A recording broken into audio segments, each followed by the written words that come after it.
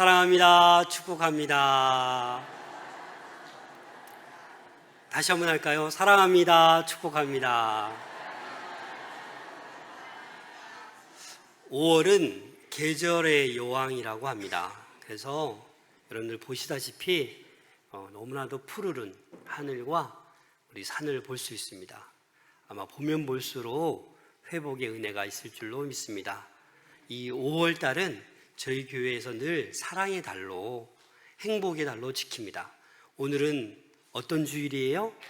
어린이 주일. 그냥 어린이 주일이 아니라 어린이 사랑 주일.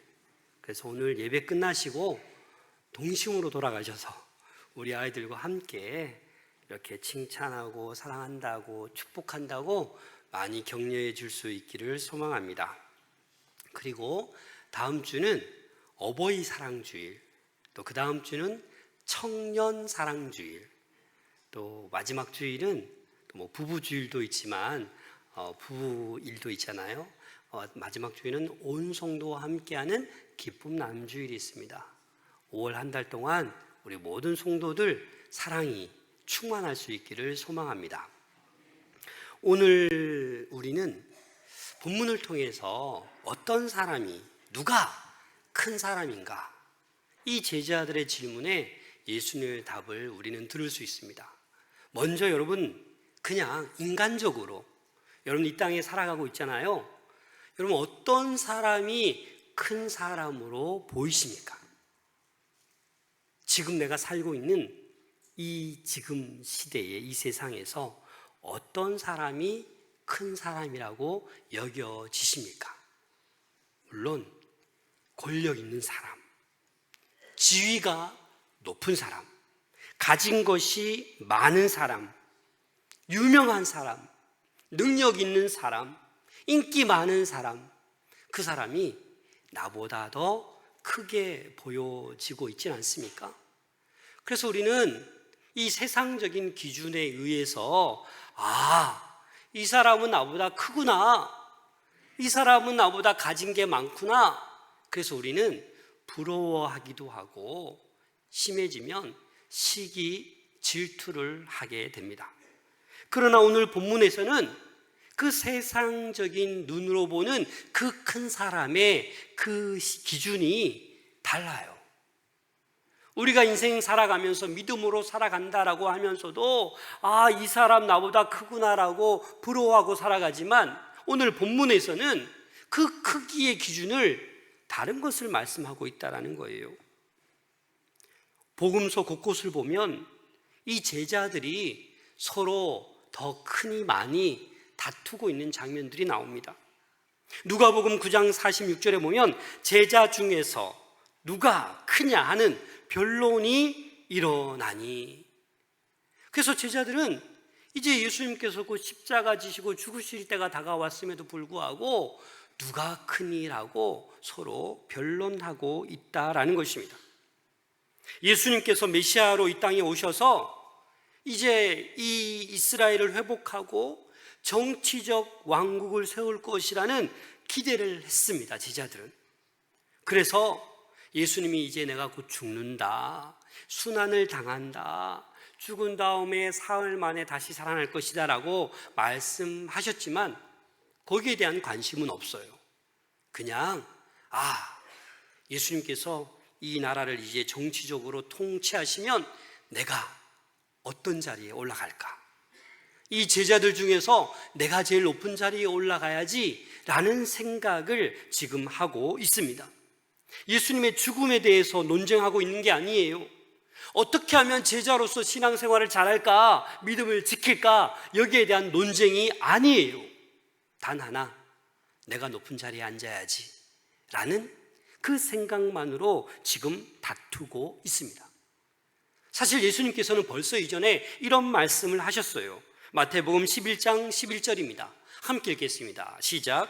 내가 진실로 너희에게 말하노니 여자가 낳은 자 중에 세례 요한보다 큰 이가, 그러나 천국에서는 극히 작은 자로도 그보다 크니라. 여자가 낳은 자 중에 누가 제일 커요? 세례 요한이 제일 크다. 그러나 천국에서는 지극히 작은 자라도 세례 요한보다는 크다라는 거예요.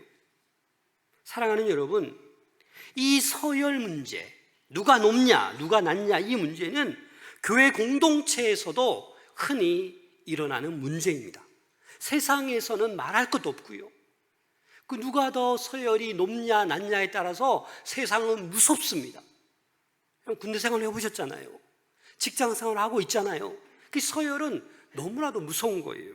그러나 오늘날 한국 교회가 분열되고 있는 그 원인 중에 하나가 이 서열 문제 때문입니다. 예를 들면 이런 거죠. 교회에서 누가 제일 높습니까? 여러분 모르시죠?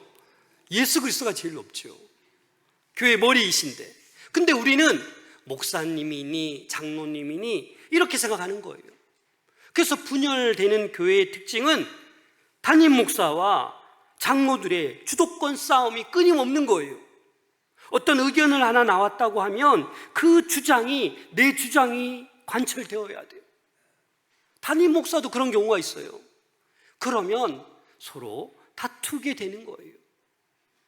서로 기도하는 당회, 서로 하나 되는 당회가 될 때는 분열이란 말을 할 수가 없는 거예요. 우리 마산 동부교회는 여러분들 어떨 것 같습니까? 건강하게 우리 교회는 부흥하고 있습니다. 부족한 담임 목사이지만 장로님들 이번에 이렇게 좀 하시죠 하면 장로님들이 마음에 안 들어도 네 목사님 해보시죠, 이런 분위기예요. 또 장로님들도 서로 의견이 나와 있지만 서로 기도하는 가운데 의견을 모아가는 거예요. 그런데 내가 높다, 내 말이 맞다 이렇게 주장하면 거기에 바로 분열이 싹 트는 거예요. 여러분 가정에서도 마찬가지입니다. 어느 공동체에서나 내 주장을 내세우면 그 가정은 행복하고 사랑이 넘치는 가정이 아니라 다툼이 발생하게 되고 싸움이 발생하게 되고 결국은 부모 간에, 형제 간에, 부자지 간에 나눠지는 거예요. 갈라지는 거예요. 그래서 예수님께서는 오늘 이렇게 말씀하십니다. 1절 말씀 함께 읽겠습니다. 시작. 그때에 제자들이 예수께 나와 이르되 천국에서는 누가 크니까.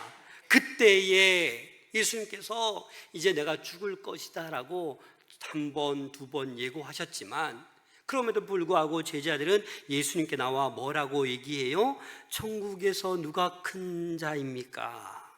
이렇게 말씀하고 있는 거예요. 여전히 제자들은 서열을 따지고 있는 거예요. 인간적인 야망과 경쟁심을 드러내고 있는 것입니다. 사실 이 제자들은 어떤 제자들이에요? 예수님을 3년 동안 쫓아다닌 제자들이에요. 함께 풍랑도 만나고 귀신 들린 자도 보고 많은 병자들을 고치고, 그래서 이 제자들은 예수님과 정말 오랜 세월을 함께 했던 제자들이에요. 그런데 이 예수님의 제자들을 가만히 보면 서열이 있는 게 맞긴 맞아요. 12제자를 언급할 때 순서가 있잖아요. 그리고 중요한 장소 갈 때마다 몇 명의 제자를 데리고 가요? 3명의 제자. 변화산 올라갈 때도 베드로, 야고보, 요한. 그래서 어찌 보면 예수님 나름대로는 이 제자들에 대한 서열을 두셨은 게 맞아요. 그런데 가이사랴 빌립보에서 너희는 나를 누구로 아느냐라고 했을 때 베드로가 뭐라고 고백합니까? 주는 그리스도시요 하나님의 아들이십니다 라고 얘기했더니 엄청 칭찬을 받았어요. 그런데 그 시간이 얼마 지나가지 않아서 예수님께서 베드로에게 뭐라고 말씀하셨어요? 사단아 물러가라. 여러분 끔찍한 얘기죠. 사단아 내 뒤로 물러가라. 아마 옆에 있던 제자들이 어떤 마음이었을까요? 우리 제자들 중에 수제자가 베드로였는데 아유 베드로는 이제 땡이구나. 그 다음에 야고보와 요한, 어떤 일이 일어났습니까? 이 야고보와 요한의 어머니가 어떻게 합니까? 우리 아들들 좌편 우편에 앉혀주세요. 제자들이 난리가 났잖아요. 그러니까 이 어머니의 말 때문에 자기 아들들을 이 오른쪽 왼쪽에 올려달라, 이런 이 서열의 속내가 다 드러난 거예요. 이런 좌우편에 앉아달라는 이 노골적인 부탁이 다 드러나 버린 거예요. 그러니까 이제 다른 제자들도 그 다음은 나일 수 있겠네, 그 다음에 내가 이제 최고의 자리에 앉아야겠다, 이런 마음이 드는 거예요. 그래서 누가 크니까라고 물어본 거예요. 그러자 예수님께서는 이렇게 말씀하십니다. 2절 말씀 함께 읽겠습니다. 시작.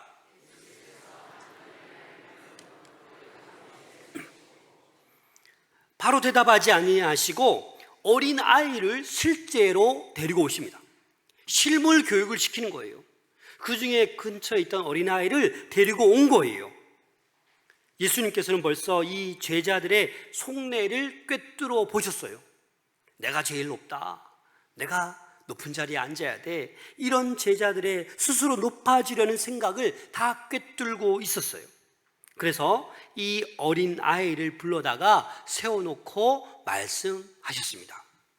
그래, 천국에서 큰 자가 누구냐면 바로 답하기 전에 먼저 다른 답을 하십니다. 천국에서 누가 큰 자 이거 따지기 전에 천국에 누가 들어가느냐예요. 그렇잖아요. 천국에 들어가지도 못하는데 거기서 크고 작은 걸 어떻게 따져요, 그죠? 그래서 3절 말씀에 이렇게 말씀하고 계십니다. 함께 읽겠습니다. 시작. 이르시되 진실로 너희에게 이르노니 너희가 돌이켜 어린아이들과 같이 되지 아니하면 결단코 천국에 들어가지 못하리라. 여기서 중요한 단어 하나, 돌이켜. 이 돌이켜라는 말은 뭐예요? 내가 다시 돌아서는 거예요. 다시 말해서 회개하는 거예요. 지금 제자들이 이 회개해서 어린아이들과 같이 되어야지만이 천국에 들어갈 수 있다라는 거예요. 지금 제자들의 마음은 어떠해요? 내가 높은 자리 막 들떠 있어요. 예수님 죽는다는 사실은 다 까먹었어요.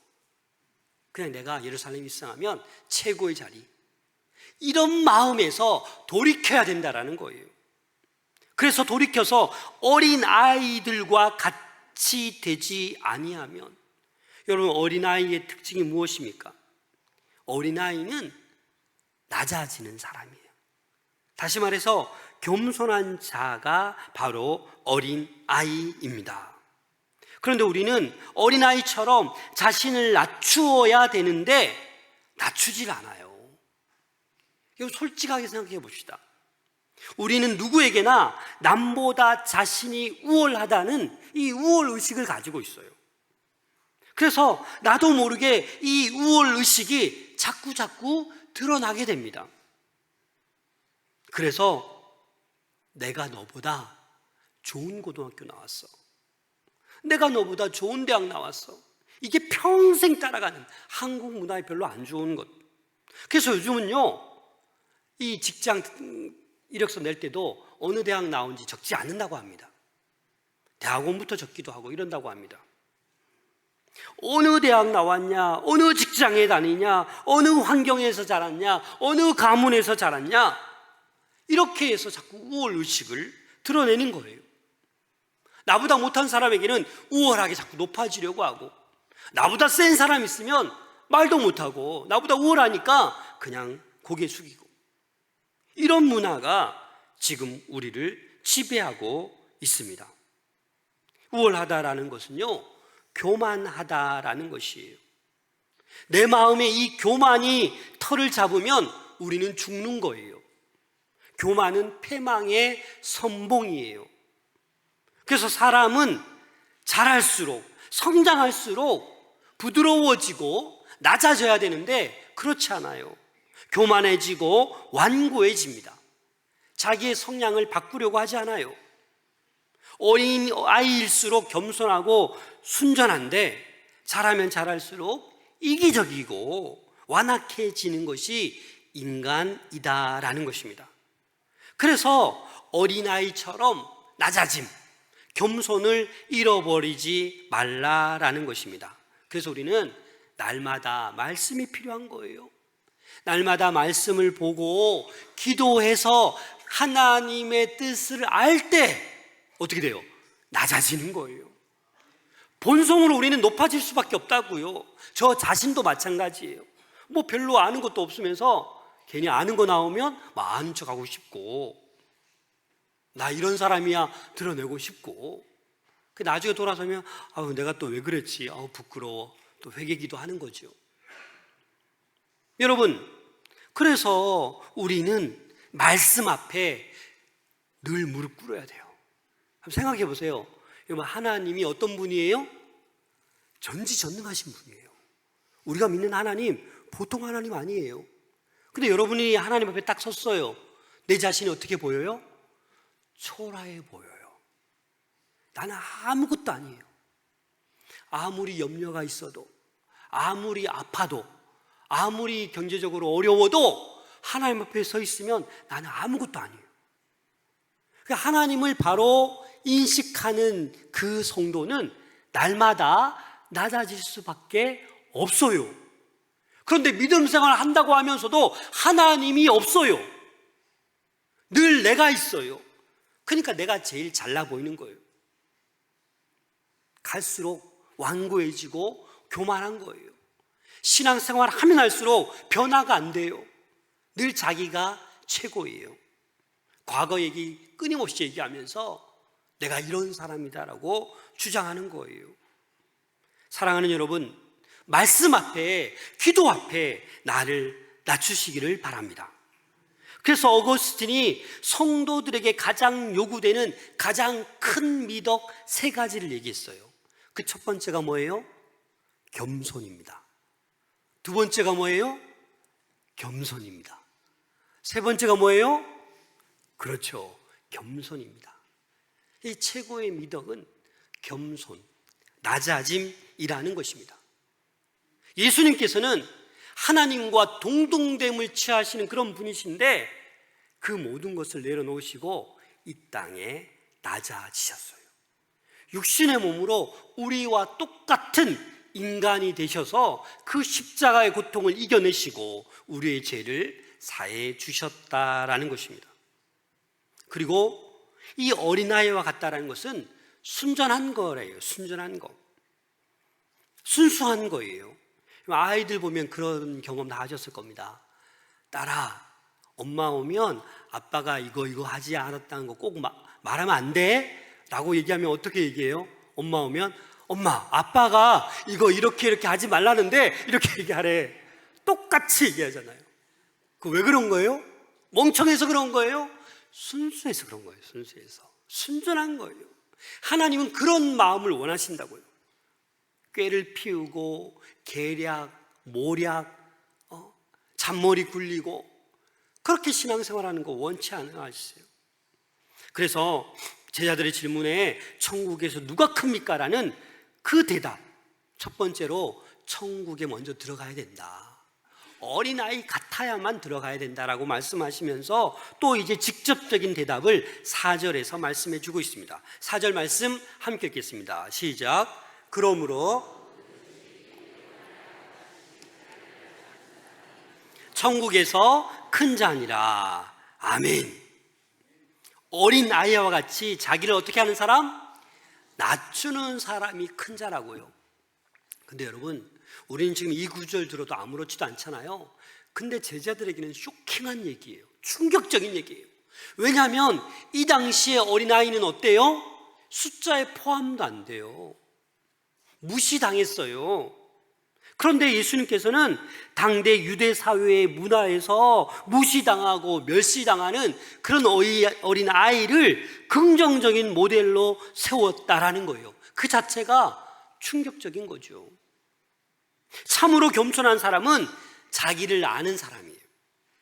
자기를 그대로 받아들이고 자기 자신의 모습을 통해 하나님께 영광을 돌리는 사람. 정말 겸손한 사람은 하나님이 자기 자신에게 주신 그 은사를 부인하지 않고 하나님의 영광을 위해서 그 은사를 사용하여서 살아가는 사람. 그 사람이 겸손한 사람, 자기 자신을 낮추는 사람입니다. 그래서 예수님은 지금 천국 안에서 누가 크냐 논쟁하는 이 제자들에게 그런 교만은 천국에서 큰 인물이 되게 하기는커녕 천국에 들어가지도 못할 거다라고, 그것은 죄라고 지금 말씀하고 있는 거예요. 자신이 큰 인물이라고 생각하는 사람은 가장 작은 사람이에요. 자기 자신이 가장 작은 사람이라고 생각하는 그 사람이 큰 사람이라는 것입니다. 사랑하는 여러분, 여러분들이 어떻게 살아왔건 지금 어떤 상황에 있든지 간에 작은 자 될 수 있기를 소망합니다. 낮아지는 자 되기를 소망합니다. 낮아지면 하나님께서 높여주십니다. 그런데 우리는 본성이 자꾸 높아지려고 해요. 나보다 조금만 연약한 사람 보면 깔고 뭉기려고 해요. 그거는 주님 닮은 모습이 아니에요. 예수님께서 나는 온유하고 겸손하니 나에게서 배우라고 말씀하시잖아요. 그래서 우리는 예수님의 그 겸손한 그 삶을 우리는 배워야 하는 것입니다. 오직 하나님의 은혜로만 하나님의 나라에 들어갈 수 있는 존재가 저와 여러분들인 줄로 믿습니다. 그래서 이 어린아이처럼 낮아지는 것은 이들이 뭔가 어린아이가 이 삶의 어떤 형성된 덕을, 인격을 막 쌓아서 겸손해지는 게 아니에요. 그걸 얘기하는 게 아니에요. 어린아이처럼 낮아져라, 어린아이처럼 겸손해지라, 이 말은 그냥 어리고 작고 약한 존재임을 고백하는 거예요. 여러분들이 많이 가져도, 아무리 건강해도, 아무리 지위와 권력이 있어도 하나님 앞에 뭐예요? 아무것도 아니에요. 하나님 앞에서는. 그래서 하나님 앞에서 나는 nothing, 아무것도 아니다, 아무것도 할 수 없다, 내가 할 수 있는 것은 아무것도 없다. 하나님이 하시면 모든 것이 허락되고 넘치도록 채워주신다. 그래서 우리는 그냥 어린아이처럼 어리고 작고 약한 존재임을 하나님 앞에 고백하는 것입니다. 그게 바로 어린아이, 천국을 소유한 자가 되는 것입니다. 5절 말씀 함께 읽겠습니다. 시작. 누구든지 내 이름으로 이런 어린아이 하나를 영접하면 곧 나를 영접함이니. 그렇습니다. 믿음이 약하고 작은 자를 무시하지 말라라는 거예요. 그런 자를 예수님을 대하듯 대하면, 귀하게 여기면 된다라는 거예요. 그런 어린아이 하나를 영접하는 것이 곧 예수님을 영접하는 것이다 라는 것이에요. 반대로 이런 어린아이 하나라도 실족시키면 어떻게 된다고요? 무서운 경고를 주님께서는 말씀하십니다. 6절 말씀 함께 읽겠습니다. 시작. 나는 이 작은 자 중 하나를 실족하게 하면 차라리 연자 맷돌이 그 목에 달려서 깊은 바다에 빠뜨려지는 것이 나으니라. 여러분, 이 어린아이의 개념은 사실 이 유대적 개념과 우리의 개념이 좀 다릅니다. 우리는 그냥 어린아이라고 하지만 이 유대에서는 이 어린아이는 성인식 이전의 아이들을 다 어린아이라고 해요. 왜 그러냐? 성인식을 치르고 나면 이 율법을 지켜야 돼요. 그러나 성인이 되기 전에는 아직도 율법으로부터 자유하다라는 거예요. 율법으로부터 면책 특권을 부여받고 있다라는 거예요. 그래서 어찌 보면 이 어린아이다라는 말은 자기 자신을 낮추는 사람뿐만 아니라 사회적으로 연약하고 비천한 신분의 성도를 가리키는 것으로도 볼 수 있다라는 거예요. 그래서 누구든지 나를 믿는 작은 자, 소외된 자, 낮은 자, 연약한 자를 실족하게 하면 안 된다라는 거예요.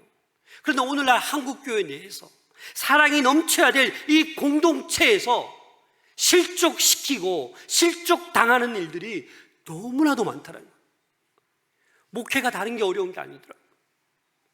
열심히 행복하게 웃으며 신앙생활 잘하다가도 실족해서 넘어지는 성도들 때문에 가슴이 아파요. 가슴이. 여러분, 실족당하지 않으시기를 바랍니다. 실족이라는 것은요, 걸려 넘어지는 거예요. 시험에 드는 거예요. 죄를 짓는 거예요. 교회 안에서 가벼운 말 한마디, 판단, 비판, 그런 말 한마디 때문에 실족당하는 믿음 연약한 어린아이들이 많다라는 거예요. 어느 교회 학교에 교회에 한 분도 빠지지 않는 그런 어린아이가 있었는데 갑자기 교회를 안 나온대요. 그래서 만나보니까 이 어린아이가 이렇게 얘기하는 거예요. 지난번에 교회 갔는데 어떤 어른이 나 혼냈다고, 그냥 조금 이야기했는데 떠들었다고 막 혼내서 나는 교회 예배 드리러 갔는데 혼나서 저 이제 교회 안 나가요. 여러분, 의외로 복음 전하다 보면 어렸을 때 교회 다녔던 사람들이 많은데 떠든다고 한 대 맞고 야단 맞아서 상처받아서 교회 안 나온 이들이 꽤 많아요. 여러분, 그렇지 않나요? 근데 신기한 건 교회 다닐 때 그렇게 떠들고 맨날 지각하고 혼나던 친구들이 어떻게 돼요? 예, 목사가 되는 경우도 있고 장로님이 되는 경우도 많아요. 여러분, 그래서 우리가 말 한마디로 이 어린아이들, 낮은 자, 소외된 자, 믿음이 약한 자를 함부로 말해서는 안 된다라는 것입니다. 그러면 연자 맷돌을 누가 메고 바다에 빠뜨리는 게 낫다고요? 실족당한 자? 어린아이? 아니요. 실족해 한 사람이 연자 맷돌을 목에 메우는 게 낫다라는 거예요. 연자 맷돌이 어떤 거예요? 어떤 여인이 맷돌 돌리면서 곡식을 빻는 그 연자 맷돌이 아니에요. 우리 사진 한번 보겠습니다. 저 보이십니까? 저 큰 연자 맷돌을 누가 돌려요? 소나 나귀가 돌리는 거예요. 여러분들 못 돌려요. 저 연자 맷돌 밑에 박힌 것 위에 두 개로 구성되어 있는데 둘 다 무거운 거예요. 저거 목에 메고 여러분 어떻게 돼요? 다시 말해 죽는 거예요. 죽는 거. 죽음을 얘기하는 거예요. 그래서 한 사람 실족시키는 게 뭐예요? 죽음이라고. 죽음. 무서운 거라고요. 그래서 여러분, 우리는 어린아이들, 이 가정의 달에 어린아이들, 부모님들, 자녀들, 이웃들, 그 누구에게도 말로 실족하지 않도록 여러분 주의할 수 있기를 소망합니다. 왜냐하면 실족하게 하면 이렇게 무서운 죽음의 결과가 오기 때문입니다. 참으로 겸손한 사람은 절대로 남을 무너뜨리지 않습니다. 오히려 남을 세워줍니다. 또 겸손한 사람은 남에게 거침돌이 되지 않습니다. 오히려 발판이 됩니다. 사랑하는 여러분, 여러분들이 가정에서나 직장에서나 사회에서나 교회에서 거침돌이 되지 마시고 발판이 될 수 있기를 소망합니다. 디딤돌이 될 수 있기를 소망합니다. 생명을 살리는 여러분들 될 수 있기를 소망합니다. 자녀를 살리고 손주를 살리고 부모를 살리고 형제자매를 살리는 그런 여러분들 될 수 있기를 소망합니다. 7절 말씀 함께 읽겠습니다. 시작.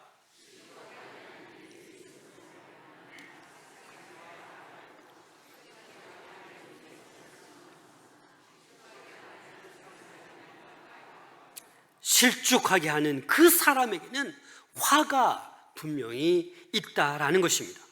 그런데 여러분, 이 실족하게 하는 사람을 가만히 보면 이 사단의 이끌림을 받아요. 놀라운 건 성령의 이끌림을 받는 사람은 절대로 남을 실족시키지 않습니다. 사단의 이끌림을 받으니까 자꾸 실족시키는 거예요. 그것이 교회 지도자이든 신학자이든 유명한 전도자이든 부흥 강사든 성령의 이끌림 받지 않고 사단의 이끌림을 받으면 어떻게 돼요? 많은 사람을 미혹하게 하고 넘어지게 한다라는 사실입니다. 그래서 우리는 교회 안에서도 높고 낮음과 상관없이 성령의 이끌림을 받으셔야지, 사단의 이끌림을 받으시면 그 높은 위치에서 수많은 사람들을 실족해 하고 미혹해 되는 그 범죄, 더 큰 죄를 지을 수 있다라는 것입니다. 그래서 우리는 날마다 기도해야 되는 거예요. 그래서 어떤 기도까지 해야 돼요? 하나님, 내가 오늘 하루를 살아가면서 알게 모르게 지은 죄까지 다 용서해 주세요. 왜요? 내가 몰라요. 나는 좋다라고 이렇게 말 한마디 했는데 상대방 뭐예요? 창으로 막 그냥 가슴을 찌르는 거야. 근데 가만히 보면 우리는 내 생각으로만 말하거든요. 상대방 형편도 모르고. 그러니까 나는 좋은 말로 했는데 상대방 뭐예요? 집에 가서 잠이 안 오는 거예요. 왜? 나의 연약함을 찔렀기 때문에. 8절 9절 말씀 함께 읽겠습니다. 시작. 만일 내 손이나 내 발이 너를 범죄하게 하거든 찍어내버리라. 장애인이나 다리 저는 자로 영생에 들어가는 것이 두 손과 두 발을 가지고 영원한 불에 던져지는 것보다 나으니라. 만일 내 눈이 너를 범죄하게 하거든 빼어내버리라. 한 눈으로 영생에 들어가는 것이, 우리 지체가 범죄하면 바로 어떻게 해요? 찍어버리라는 거예요, 여러분. 그리고 빼어내버리라는 거예요. 여러분, 그러면 이 자리에 온전한 사람 없겠죠? 솔직히 말해서 저도 손 없이 그냥 이렇게 장애로 그냥 설교를 해야 되죠. 그래서 이 말은 그와 마찬가지로 손과 발을 찍어내어 버리는 그러한 간절함으로 어떻게 하라는 거예요? 범죄하지 말라는 거예요. 간절히 기도하라는 거예요. 그래서 죄의 유혹을 가볍게 여기지 말고 단호하게 끊어버리라라는 말씀을 하고 있는 거예요. 오늘날 우리가 믿음 생활하는데 우리를 실족해 하는 것들이 너무나도 많습니다. 음란, 거짓말, 교만, 유튜브, 인터넷, 수많은 것이 우리를 실족해 하는 요인들입니다. 그래서 우리 어린들도 이 어린아이의 신앙을 지켜야 되는 거예요. 그래서 끊임없이 천국에서 큰 자가 되기 위해서 이 땅 살아가면서 낮아지는 우리 모두가 될 수 있기를 소망합니다. 그래서 우리는 이 죄에 대한 무감각성에 빠지기 쉬운데 여기에서 헤어져 나와야 돼요. 우리는 그저 회개만 하면 되니까 죄 마음대로 짓고 그냥 회개합니다, 이러면 끝나는 줄 알아요. 구원받았으니까 멋대로 행동하는 것 같아요. 그리고 또 내 믿는다라고 말하면 되니까. 여러분, 절대 그렇지 않습니다. 우리가 예수 그리스도의 십자가로 다 구원에 초대받았습니다. 하지만 모두가 그 십자가의 은총을 누리는 것은 아직 아니에요. 하나님은 분명히 우리의 행실에 대해서 심판하셨습니다. 계시록 22장 11절 12절 함께 읽겠습니다. 시작. 불의를 행하는 자는 그대로 불의를 행하고 더러운 자는 그대로 더럽고 의로운 자는 그대로 의를 행하고 거룩한 자는 그대로 거룩하게 하라. 보라, 내가 속히 오리니 내가 줄 상이 내게 있어 각 사람에게 그가 행한 대로 갚아주리라. 아멘. 주님께서 오셔서 내가 줄 상이 있는데 각 사람에게 그가 행한 대로 갚아주리라 말씀하셨습니다. 그래서 여러분, 우리가 행한 대로 갚아주십니다. 그래서 우리가 어린아이처럼 낮아져서 이 믿음의 길을 일평생 걸어갈 수 있기를 소망합니다. 천국에서는 네가 어떤 지위를 가졌냐, 네가 어떤 성과를 냈냐, 거기에 천국에서 이 큰 자라고 말하지 않아요. 그냥 낮아짐, 그 순수, 그 자체를 주님께서는 큰 자라고 말씀하신다라는 것입니다. 그래서 우리는 어린 아이들과 같이 되지 아니하면 결단코 천국에 들어가지 못한다라는 이 말씀을 우리 한 사람 한 사람에게 향하신 하나님의 말씀으로 들을 수 있기를 소망합니다. 그리고 우리 어른들의 모든 거짓, 교만, 불신, 염려, 편견, 차별의식, 탐욕, 무정함, 사악함, 이러한 것들로부터 우리 어른들인 우리가 돌아서야 합니다. 가식적으로 이런 거 다 가지고 있으면서 위장해서 신앙생활에서는 안 된다라는 것입니다. 사랑하는 여러분, 진짜 큰 사람 되시기를 바랍니다. 그것은 지위도 아니고 권력도 아니고 지식도 아니고 많이 아는 것도 아니에요. 그냥 언제든지 낮아지시기를 바랍니다. 여러분, 신앙생활 하면서 왜 이렇게 행복하지 않습니까? 라고 질문하시는 분들이 있죠. 내가 덜 낮아져서 그래요. 그거 못 이겨내는 거예요. 그냥 여러분, 옆에서 뭐라 해도 네 하고 나 자신을 낮출 때 가정이 행복하고 교회가 행복하고 직장 생활이 행복하고 이 나라가 아름다운 행복한 하나님의 나라로 변화되어 갈 줄로 믿습니다. 그래서 신앙생활 행복의 비결은 낮아짐에서 시작하는 것입니다. 이 어린이 주일 어린아이들을 보면서 오늘 마음껏 축복하시고 그 어린아이들처럼 순수하고 낮아짐으로 살아갈 수 있는 우리 모두가 될 수 있기를 소망합니다. 기도하겠습니다.